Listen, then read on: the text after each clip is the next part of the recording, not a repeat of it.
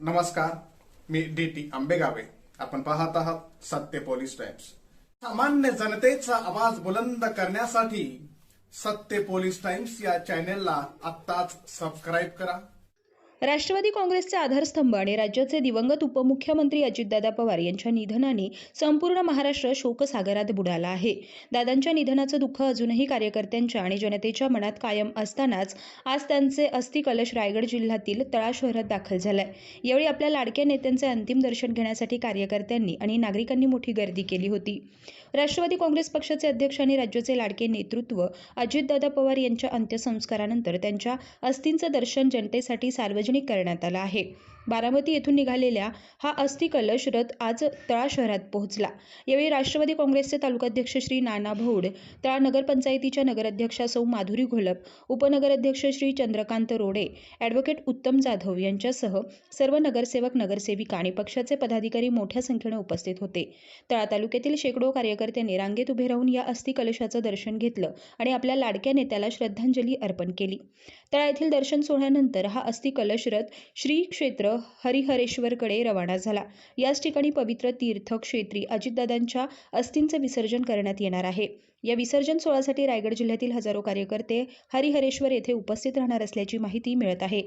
एक कर्तव्यदक्ष आणि खंबीर नेतृत्व हरपल्याची भावना आज प्रत्येक तळावासियांच्या चेहऱ्यावर स्पष्टपणे जाणवत होती. 28 जानेवारी हा संपूर्ण महाराष्ट्रासाठी काळा दिवस जन्माला आला आणि आपल्या सर्वांचे लाडके नेते, राज्याचे उपमुख्यमंत्री अजितदादांचं विमान अपघातामध्ये निधन झालं. ह्या सगळ्या प्रक्रियेतून जात असताना तळ्यामध्ये आजपासून 30 दिवसापूर्वी दादा एका प्रत्यक्ष भूमिपूजनाच्या निमित्ताने आले होते. मागच्या 1.5 वर्षामध्ये दादा तळा तालुक्यामध्ये जवळजवळ 2दा आले. जनतेत एक वेगळं स्थान असलेला हा नेता अशा पद्धतीने आमच्याकडे जाईल असं आम्हाला कधी वाटलं नव्हतं.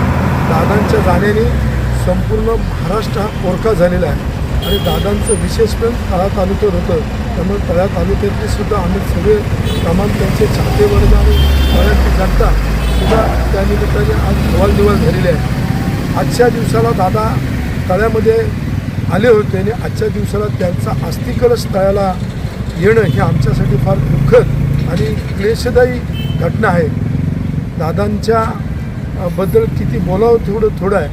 दादांच्या आत्म्यास ईश्वरचरणी चिरशांती लाभो आणि दादा सदैव आमच्या कुठेतरी आमच्यामध्ये ते वावरते राहो, त्यांचा आशीर्वाद आमच्यावर राहो अशी ईश्वरचरणी प्रार्थना करतो.